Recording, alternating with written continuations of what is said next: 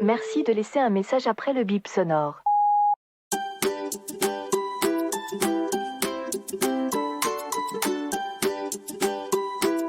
Coucou Pierre, coucou Myriam, bienvenue de nouveau dans French Expat, comment ça va ? Hello. Hello. Écoute, ça va très très bien, en pleine forme. Tous les deux, toujours avec un grand sourire. Ça fait plaisir en tout cas de reprendre de vos nouvelles 2 ans après la diffusion du premier épisode qu'on a fait ensemble. Un épisode qui est sorti cette semaine, qui a été réhabillé et remixé par notre ingénieur du son. Et donc je me suis dit que c'était l'occasion en fait de voir avec vous où vous en étiez. Vous étiez un peu à une période charnière où vous étiez en train de construire le projet Wheelworld, qui je crois depuis a un petit peu évolué.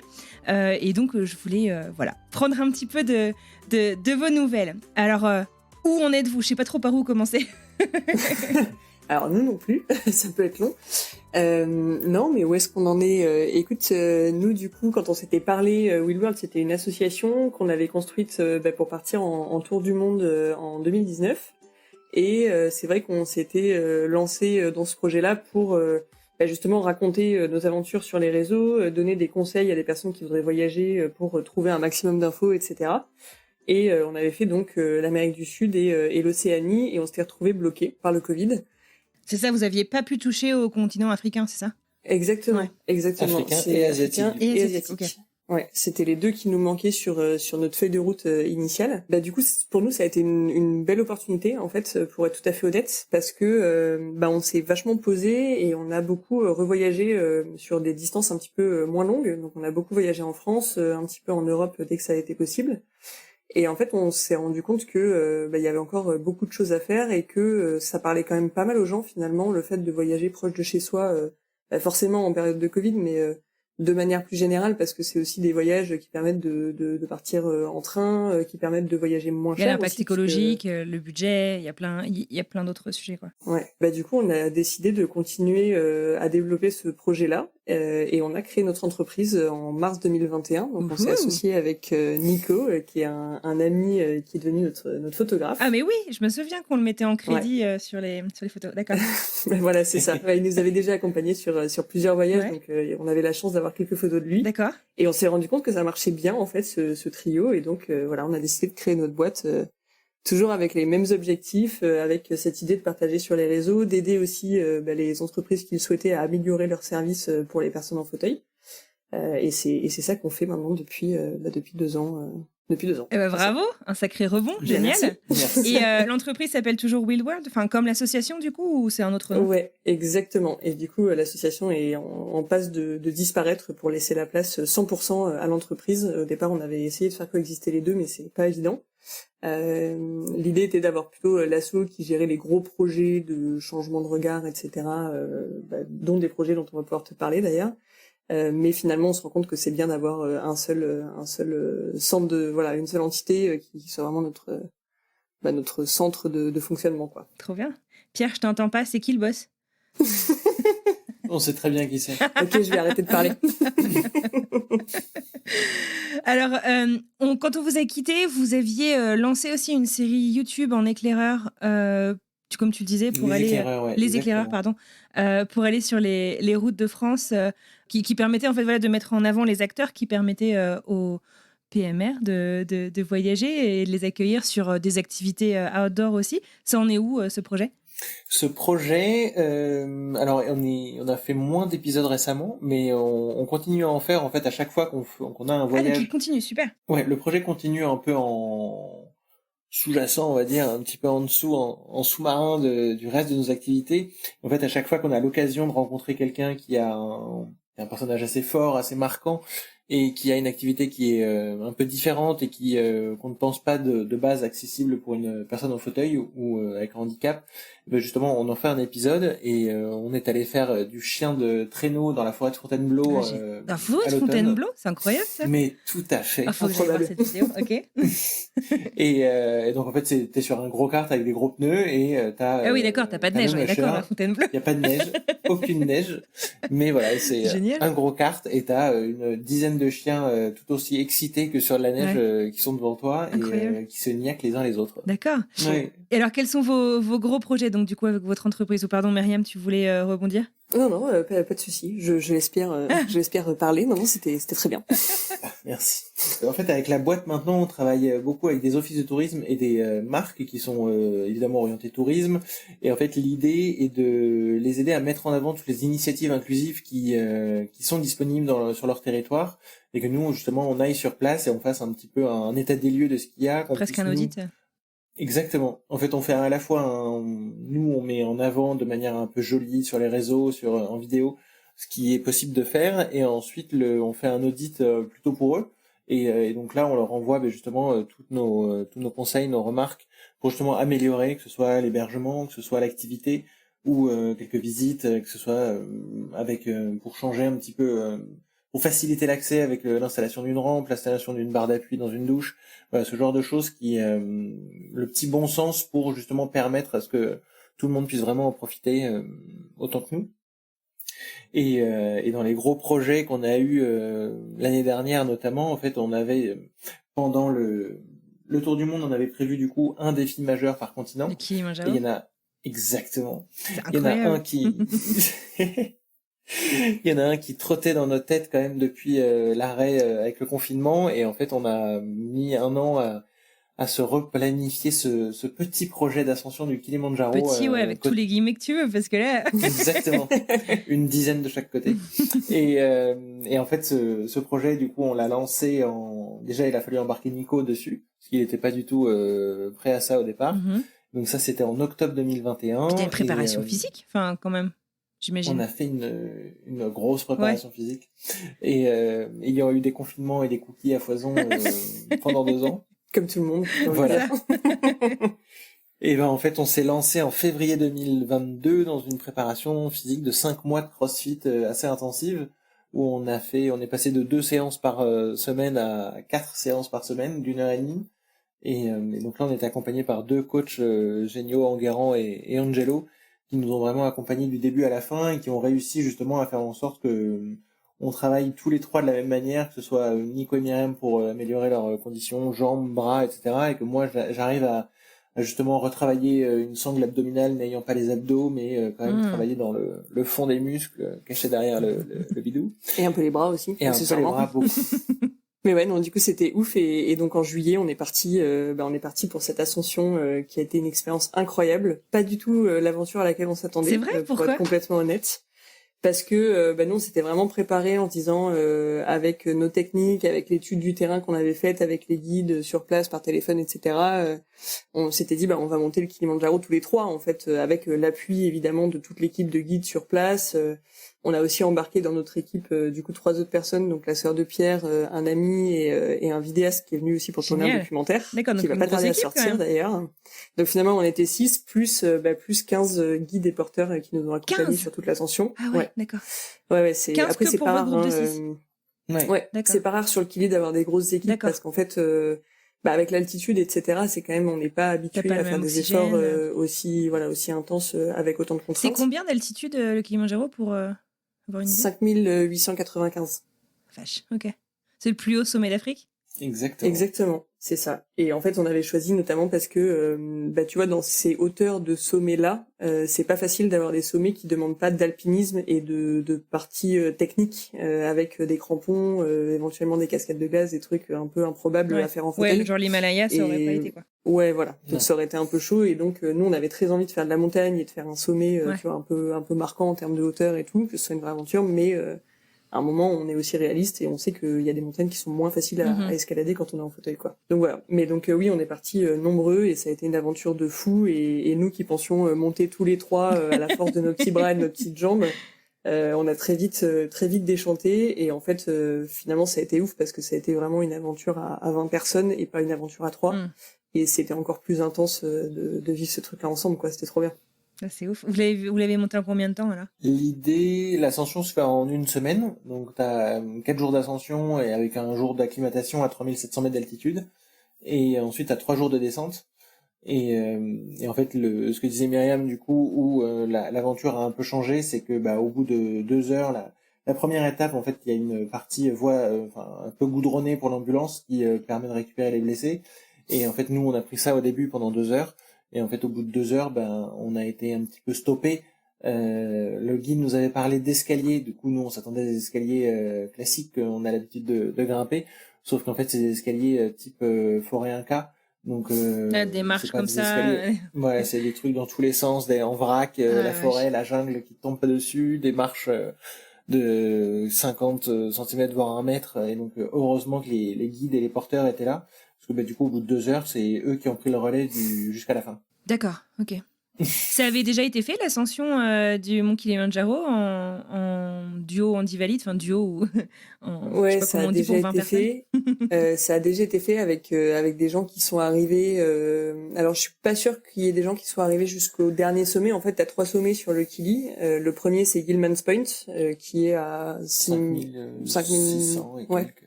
Ouais, un truc comme ça, ouais. 5007. Ensuite, t'as Stella Point, et en dernier, t'as Uhuru Peak, qui est vraiment le dernier. Et en fait, pour passer de Gilman à Uhuru, t'as une espèce de crête hyper étroite et très acérée, où globalement, quand tu passes à pied, ça passe, mais quand tu passes en fauteuil, c'est quand même chaud, parce que le fauteuil est potentiellement trop large. Et après, ce qui est souvent fait, en tout cas dans les quelques fois où ça a été fait, c'est beaucoup en joëlette, donc c'est une chaise à porteur avec une roue au milieu. Et du coup, c'est plus, disons que la personne qui est assise dans la joëlette fait pas forcément d'efforts, en fait, et nous, on voulait pas forcément ça. Ouais, c'est ce qui vous On avait voulait que Pierre déplu puisse, au Pérou, justement. Ouais, exactement. Ouais, c'est ça. Alors après, c'est un super outil, hein, franchement, voilà, c'est un super outil, c'est top, et je pense que c'est vraiment bien, parce que ça permet à beaucoup de gens de faire beaucoup de choses. Ouais. Y compris quand il y a des soucis de mobilité au niveau des bras, etc. Donc ça, c'est vraiment génial. Mais Pierre avait envie de contribuer à l'effort et avait envie de tester le truc dans son propre fauteuil. Voilà. Donc c'était important pour nous. Et ça, pour le coup, je sais que ça a été moins fait, ou alors souvent c'est des fauteuils très adaptés, très spécifiques pour l'ascension.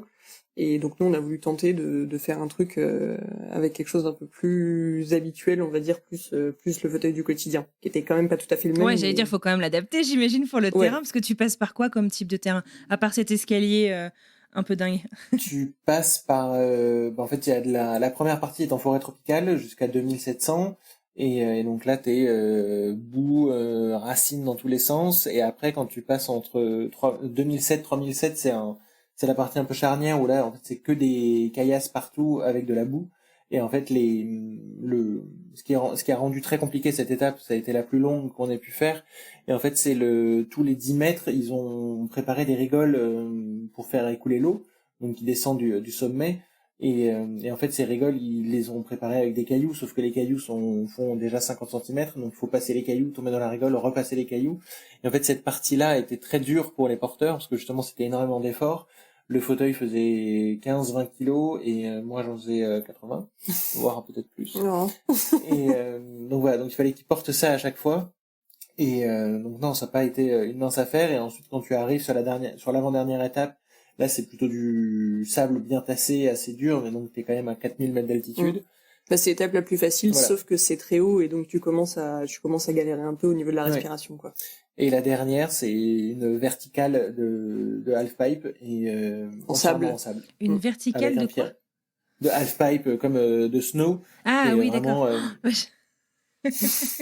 C'est un mur, mais en sable, quoi. D'accord. Sympa. Là, pour le coup, c'était vraiment chaud, et à la fin, t'arrives effectivement, juste avant Gilman's Point, t'arrives dans un espèce de pierrier, il y a eu un effondrement rocheux, et là, c'est des vrais gros rochers, quoi.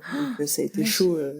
Qui s'enfoncent quand tu marches à côté, ouais. Mais on dirait que ça vous a pas pris beaucoup plus de temps que des gens qui n'ont pas, en fait, le challenge du fauteuil, non? Ça nous a pas pris ça nous a pris autant de temps parce qu'on avait les porteurs. Si on avait été seul, clairement, il nous aurait fallu 2 semaines. Ouais, et puis sur les étapes, c'est vrai normalement, quand on dit que tu fais l'ascension en 4 jours, c'est des journées qui sont en fonction de ton rythme, entre 4 et 6 heures de marche. Nous, on était plutôt sur des journées, notamment le deuxième jour dont parlait Pierre avec les rigoles, etc. On a passé 10-11 heures à marcher, tu vois. Donc c'était plus long pendant les journées. Ça a été c'était le même délai du coup pour monter au global, mais ça a été plus long et plus dur évidemment que quand t'es sur tes 2 jambes, quoi. Et alors, vous avez ressenti quoi en arrivant en haut? On n'est pas arrivé en haut. Enfin, vous êtes allé jusqu'où alors? On s'est arrêté on s'est arrêté à 5566 mètres exactement. Ouais, enfin, on a c'est fait quand ça même bien. dingue. On a fait ça bien. Non, c'était ouf. Et du coup, c'est vrai que la fatigue, l'altitude, beaucoup de choses, le fait qu'on avait préparé ce projet depuis 3 ans, etc., ont fait qu'on a surtout ressenti de la déception au moment où on est arrivé et qu'on a dû faire demi-tour.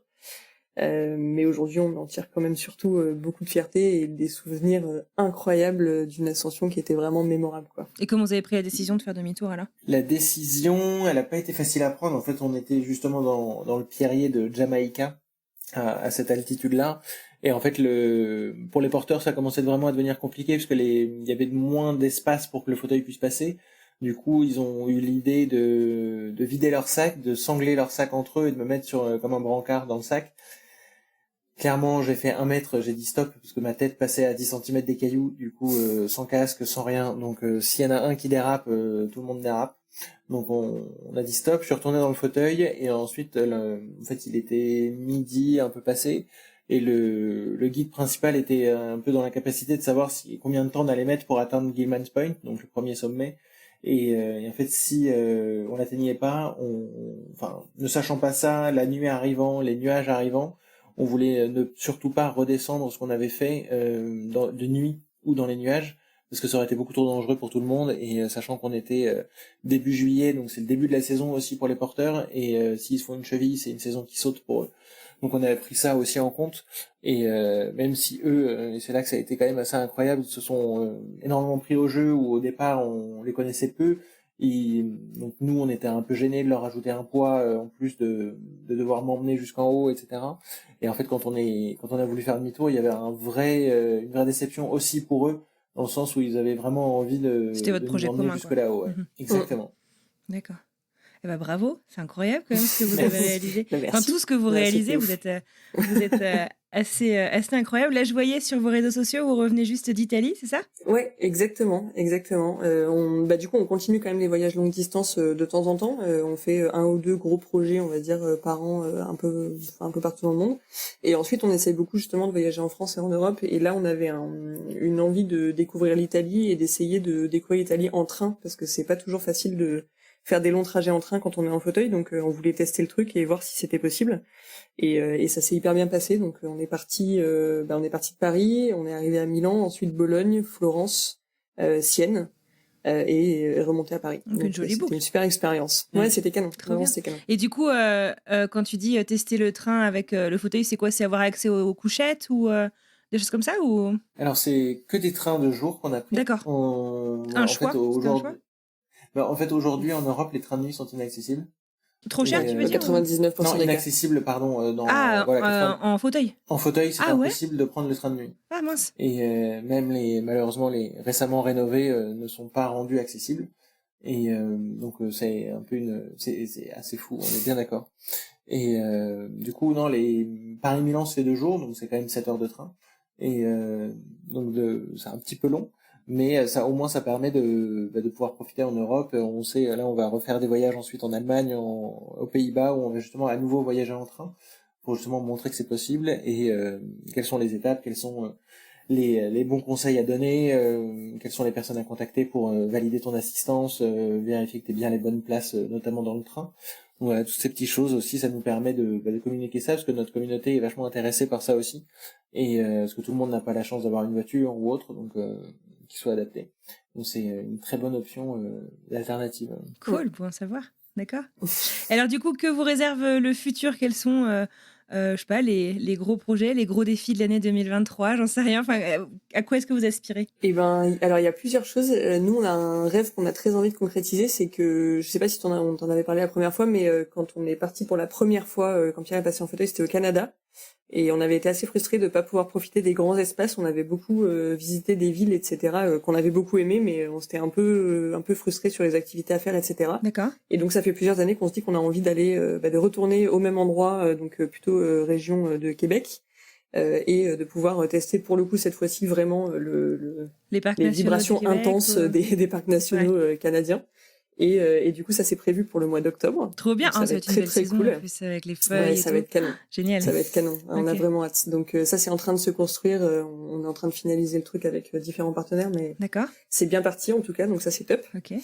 Et après, on a un autre projet, mais on est en train de s'assurer de sa viabilité avec l'orga de l'événement. C'est pas encore sûr du tout, mais ça serait le Half Marathon des Sables au Maroc en octobre. Vous êtes c'est pas encore fait. Bah, on attend la confirmation justement des réalités du terrain parce que faut pas non plus se mettre en difficulté. Bien sûr, ni en danger. Bien sûr. Tu vois, on aime bien se mettre en difficulté, mais il faut garder quand même la tête sur les épaules et se dire qu'on va pas aller se mettre dans la merde pour rien, si je peux me permettre. Donc voilà. Donc du coup, ça c'est en cours d'études et on espère très très fort pouvoir le faire, mais c'est pas encore complètement gagné. Trop bien. Bravo. Bravo. C'est toujours un plaisir en tout cas d'écouter vos histoires. On a dit qu'on faisait ça en une petite demi-heure. Alors je vais m'arrêter là, mais moi je passerai bien encore un petit peu de temps à vous tirer les verres du nez. Où est-ce qu'on peut vous retrouver? Du coup, vous êtes toujours sur YouTube, Instagram. J'imagine que vous avez un site web, willworld. willworld.org. Ok. Ouais. Et on est, en fait, aujourd'hui, on est beaucoup sur Instagram et à poster des articles sur le site, justement. YouTube, c'est quelque chose qu'on va continuer à faire, mais on est en train de regarder un petit peu comment on peut donner des contenus intelligents et qui soient utiles, tu vois, sur cette plateforme-là. Donc ça, faut vous lancer dans les podcasts. On y réfléchit aussi. On y réfléchit aussi, justement. Trop bien. Voilà. Mais ça, du coup, on prendra des conseils d'experts avec grand plaisir si tu veux bien nous en donner. Avec plaisir. Trop bien. Mais voilà, donc on a pas mal de ce projet en cours. Ouais. Génial. Et tiens, une question à laquelle je pensais. Est-ce que vous avez une idée de qui est votre audience en fait? Est-ce que c'est des gens qui vous ressemblent, des couples handivalides comme vous? Est-ce que c'est finalement aussi des voyageurs qui sont peut-être pas forcément directement concernés par le handicap? Est-ce que, je sais pas, est-ce que vous avez des idées un peu de qui est-ce qui vous suit? Qui est-ce qui consomme entre guillemets votre contenu? On a un peu de tout. Donc on a des couples handivalides aussi. On a, comme tu disais, on a à la fois des personnes avec un handicap, on a des aidants qui veulent savoir comment, ou des personnes proches de personnes avec un handicap pour savoir justement comment repartir, quoi faire et où aller. Et après, on a aussi des valides, complètement valides, qui nous suivent juste pour les photos, pour les vidéos, etc. Et pour les idées voyage, aussi, complètement. C'est vrai qu'on essaie d'être le plus large possible, tu vois, quand on donne des conseils de voyage. Nous, notre objectif, c'est pas de parler que à quelqu'un qui sera en fauteuil. C'est vraiment vous avez réussi à... d'être blogueur voyage, quoi. Après, forcément, je pense qu'on parle plus à quelqu'un qui est en fauteuil parce qu'il va plus reconnaître les problématiques, mais on essaie vraiment d'être assez large aussi quand on donne des conseils parce qu'on visite des destinations qui sont cool et qu'il n'y a pas de raison qu'il y ait que des gens en fauteuil qui aient l'info de notre part. C'est quoi le voyage de vos rêves? Est-ce qu'il y a un truc... vous avez, je sais pas, dans un petit coin de votre tête. C'est peut-être pas forcément le même tous les deux, d'ailleurs, j'en sais rien. Ouais, Tahiti, Bora Bora. Ah oui, sympa.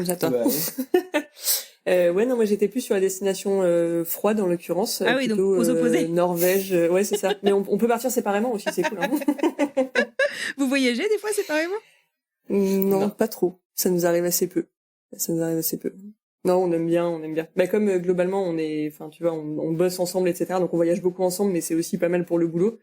Donc quand on part en vacances et qu'on voyage, on aime bien aussi être tous les deux, mais sans parler de boulot. C'est sympa aussi. Vous arrivez à partir quelque part et pas mitrailler de photos ou de vidéos? Non. On essaye. Ça marche pas bien, mais on essaye. C'est pas facile, j'imagine. Ouais. Non, c'est pas évident. Une fois que t'as pris le pli. Et puis je veux dire, si on fait ça, c'est aussi parce qu'on aime. Oui, ce que j'allais dire, c'est un métier passion de aussi. l'image. Oui, clairement. C'est un métier qu'on a découvert complètement, qu'on connaissait absolument pas il y a encore 4 ans, mais ouais, on adore faire des photos, des vidéos. Et puis c'est vrai que quand tu fais une destination, tu sais qu'il y a peu d'infos de toute façon sur le voyage en fauteuil là-bas parce que c'est le cas partout. Et donc t'as envie de dire, je profite quand même du fait de partir en vacances pour aussi donner quelques conseils à des personnes qui voudraient visiter cette destination. D'accord. Donc voilà, il y a toujours un petit peu la déformation professionnelle, mais elle est plutôt cool. Ouais, c'est positif. D'accord. Et vous m'aviez parlé de votre lune de miel, je crois, qui s'était faite aux États-Unis. Ouais. Vous avez des projets de revenir par ici ou pas du tout?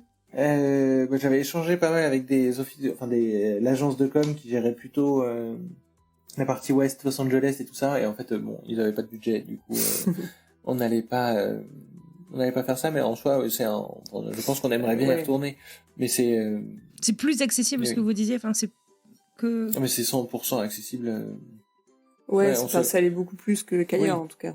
Mais même l'info dans les parcs nationaux où tu te pointes au Rangers Office et t'as les rampes, t'as les endroits, ils te disent jusqu'où tu peux aller en fauteuil, avec quel équipement, comment tu gères après et tout ça. Ça marche mieux que nos forêts où on sait pas trop ce qui nous attend quand on arrive dans une forêt, quoi. C'est l'aventure. C'est ça, exactement. Mais ouais, c'est des destinations qu'on aimerait bien redécouvrir. Ça, c'est sûr. Et puis, enfin, je veux dire, les US, il y a tellement de trucs à faire partout que enfin, tu pourrais y passer. Bah, tu le sais bien d'ailleurs. Tu pourrais y passer des années et toujours découvrir des trucs. Ouais. Mais ouais, non, c'est top. On aimerait bien. Trop cool. Ok, et écoutez, merci beaucoup en tout cas. Je vous souhaite tout le meilleur pour la suite. On aura plaisir à continuer à vous suivre. Et puis, on se dit dans 2 ans. Hein, ouais, allez. Merci beaucoup en tout cas. Merci. À très vite.